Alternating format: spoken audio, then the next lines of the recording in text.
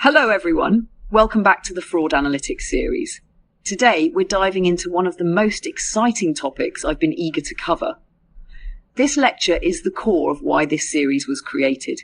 If you haven't seen the previous lectures, I recommend going through them first to build as a foundation. In this session, we'll be walking through a practical case study showing how fraud prevention rules are crafted and implemented to stop fraudulent activity.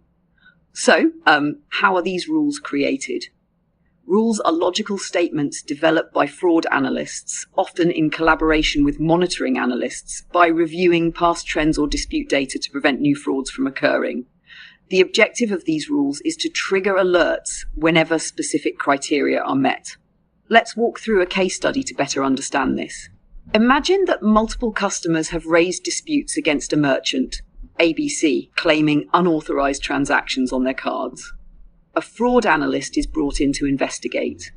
The monitoring analyst first identifies a spike in the number of transactions within a short time frame, which raises suspicion. Upon further investigation, the analyst observes that all the flagged transactions were tied to merchant ABC and that the transaction amounts range between $50 to $56. At this point, it could either be a legitimate sale by the merchant or a scam. The analyst's job is to avoid false positives, flagging legitimate transactions as fraud, and false negatives, failing to detect real fraud.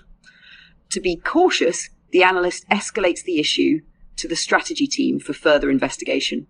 The strategy analyst dives deeper, reviewing customer comments and dispute details. Customers claim they have no knowledge of this merchant and never conducted any transactions with them. Based on this, the analyst looks at other metrics, such as fraud scores, and begins drafting a rule to prevent future fraudulent transactions. The rule is written as follows. If the merchant is ABC, the fraud score exceeds 700, and the VAA score is above 45, the transaction will be held for further verification from the customer. In the background, the fraud score evolves as more disputes are raised, and once it surpasses the set threshold, any future transactions will require additional confirmation, like a phone call to the cardholder. This temporary rule serves to protect customers until more is known. If the investigation confirms fraud, a more permanent solution, like blocking the merchant, can be implemented. So how do we know if a rule is effective? It's simple. A good rule stops fraud without unnecessarily disrupting legitimate transactions. These rules are regularly reviewed and fine-tuned over time. We'll explore this topic further in upcoming lectures.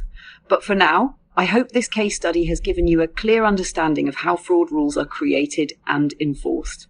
If you found this video helpful, please subscribe, like, and share it with others who are interested in fraud analytics or want to pursue a career in this field. Your support helps us create more valuable content.